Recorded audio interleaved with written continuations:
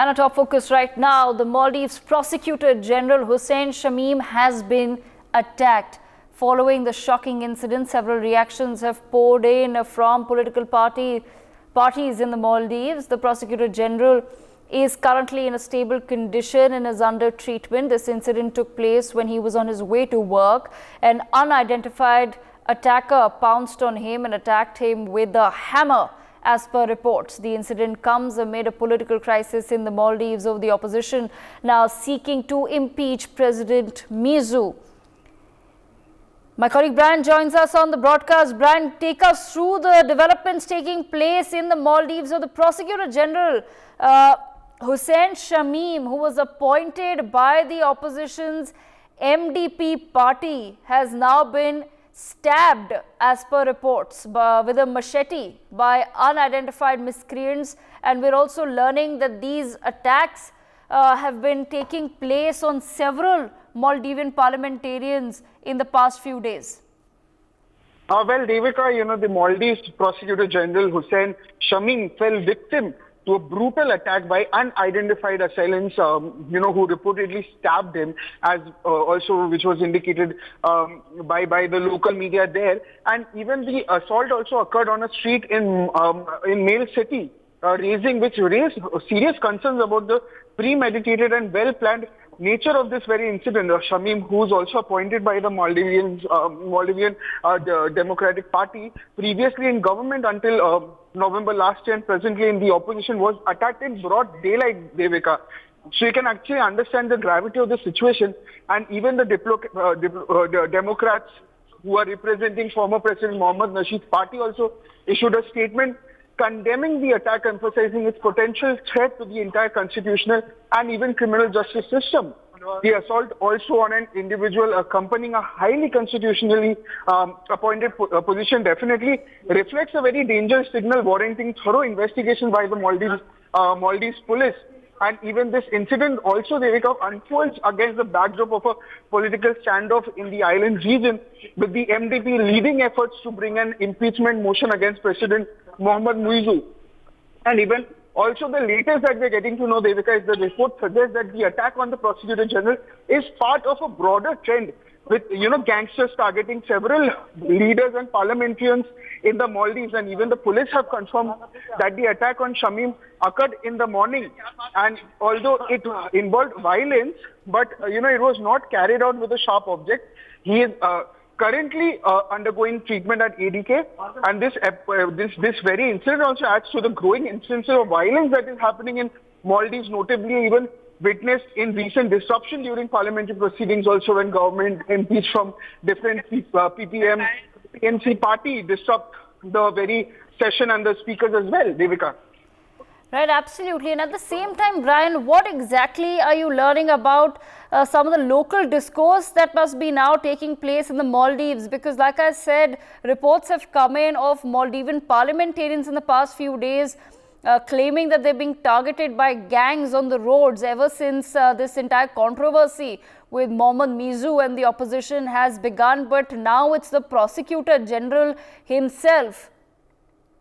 Definitely, Devika, the reports also that we are getting to know, it suggests that the attack on the Prosecutor General is now part of a broader trend, with gangs also targeting several leaders and parliamentarians in the Maldives. And it happened, the latest that we're getting from that, it happened in broader daylight. And even the police, the officials, the Maldives police have also confirmed that the attack on Shamim occurred in the morning. And although it definitely involved violence, it was not carried out with a sharp object. And even though, yes, Shamim is now currently going through a treatment in ADK, but this definitely adds to the growing incidents happening, Maldives, which is also witnessed in the recent disruptions in the very parliamentary proceedings. Yes, Devika. Absolutely. Stay on with us, Brian. We're also being joined by, at this point in time, I'm being told Major Sudhakarji is also with us. Major Sudhakarji, troubling developments taking place in the Maldives, where the opposition is now, of course, looking to impeach Mohammad Muizzu. And now what we're learning is that the Prosecutor General has been the target of a violent assault this morning. In fact, the opposition at this point in time in the Maldives, I'm reading out a tweet by Ibrahim Mohammed Soli of the MDP, who was the former president of the Maldives. He says politically motivated acts of violence have no place in a democratic society, and I call on the government to be swift in bringing the perpetrators to justice. What do you make, sir, of these massive developments now taking place? Earlier we saw visuals coming in from the parliament in Maldives, where the parliamentarians were literally at each other's necks physically, and now we're learning that a lot of parliamentarians are claiming that they're being targeted by gangs on the roads.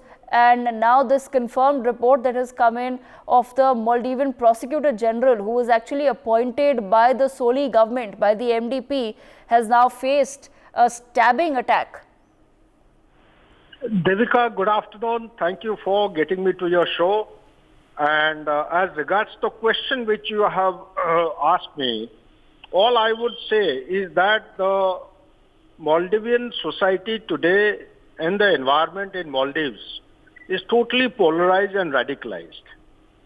And despite the fact Muizzu has got 40% or so vote in his favor and he's become the president, yet the opposition party along with the Democrats, they are the allies, put together, they have sufficient number of votes or the seats which will render them tenable or enable them to go ahead with the impeachment. Unfortunately, the reality on the ground, whether it is the Speaker of the House or the Deputy Speaker of the House, few days back, there was a no confidence motion which had been staged by the ruling party, and this further has led to the impeachment motion which is yet to take shape, and followed by the attack on the Prosecutor General. All these people, they are part of the opposition, the MDP, and to me, my assessment, my take on the whole issue is that Maldives has to be put under a scanner, tight scanner, not only by India, but by the like-minded nations, particularly USA.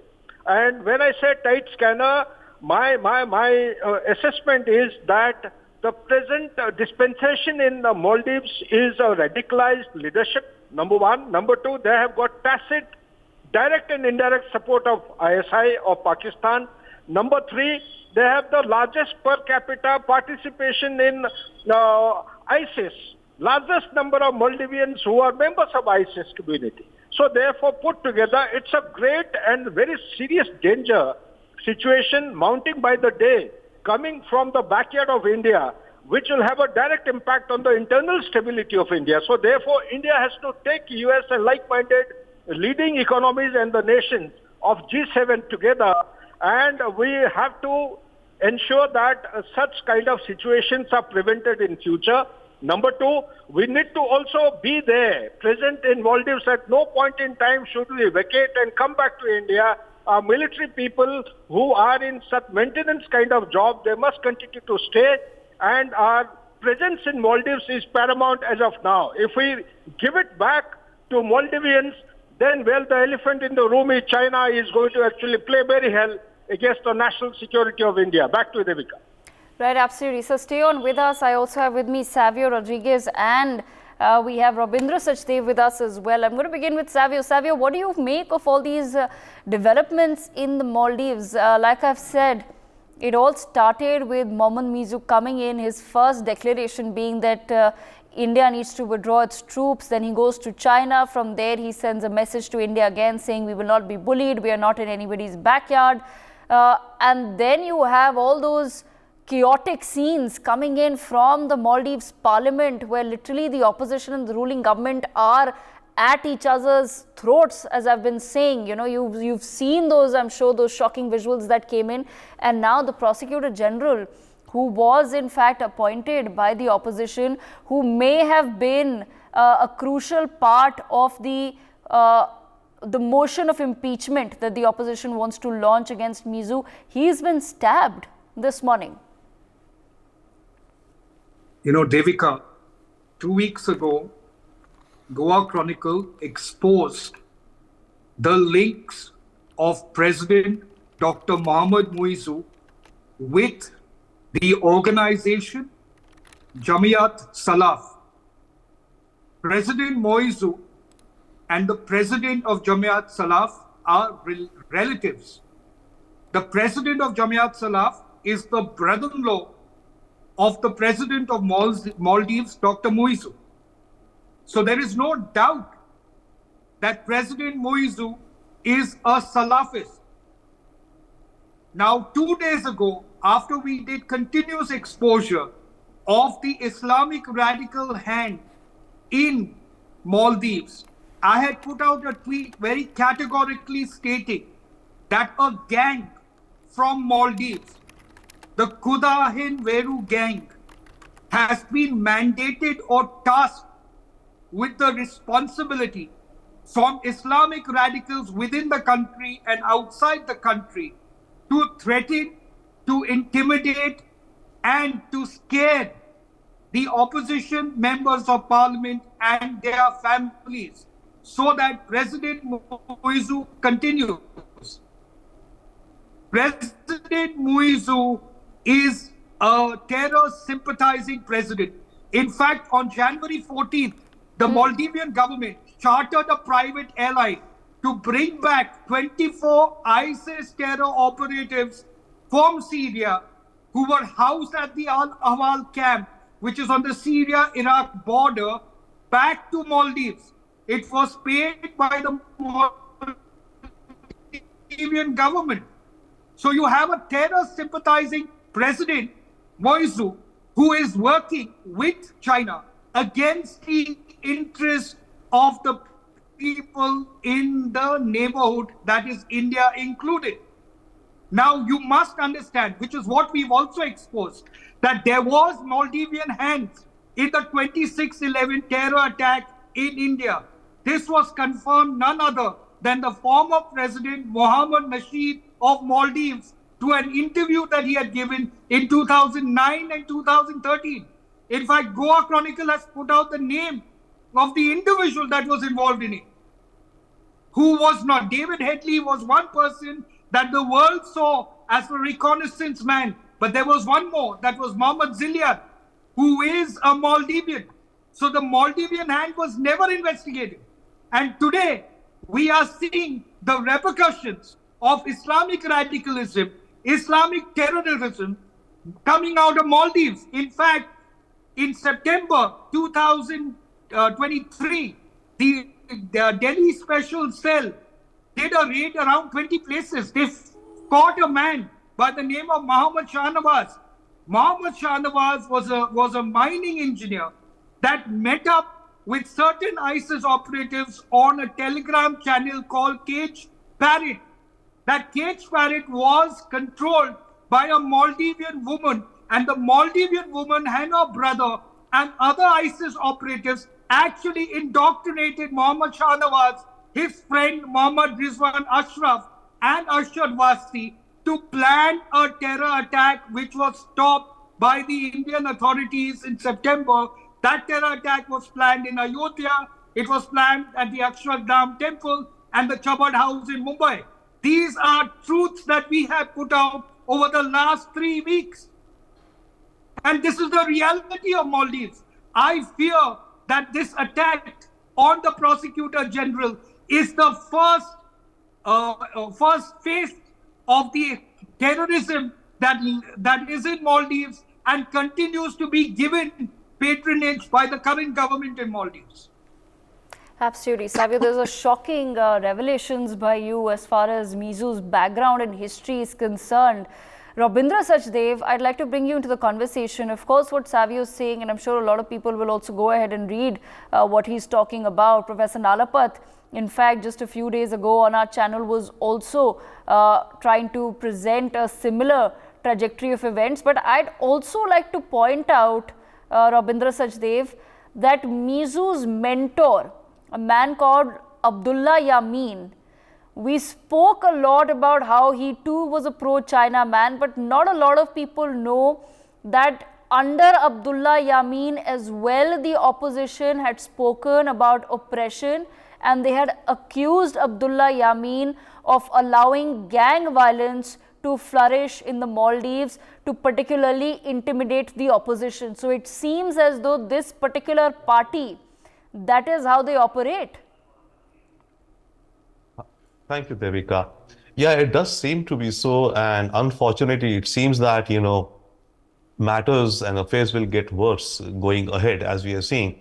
Now, as far as this prosecutor's, the attack on this gentleman, I think one way to read it could be possibly, you see, this guy was appointed by the previous government, right? So obviously, the Muizzu government, they view him as a relic of the past and sympathetic to the opposition. Now, if you link that with the impeachment process, as I understand in Maldives goes, firstly, one-fourth of members of parliament are required to sign up for the impeachment discussions to begin. Once those discussions are accepted, then if two-thirds of the MPs vote, then the president is impeached and suspended. The matter then goes to the Supreme Court of Maldives, where it is decided if the charges against the president are valid or not. And if the Supreme Court upholds the charges, then the president is impeached and removed from office. Now, assuming this track, if the impeachment succeeds in the parliament with numbers of MPs, right, it goes to the Supreme Court. Now, in the Supreme Court, who would be defending the government of Maldives, i.e., who would be defending Muizzu?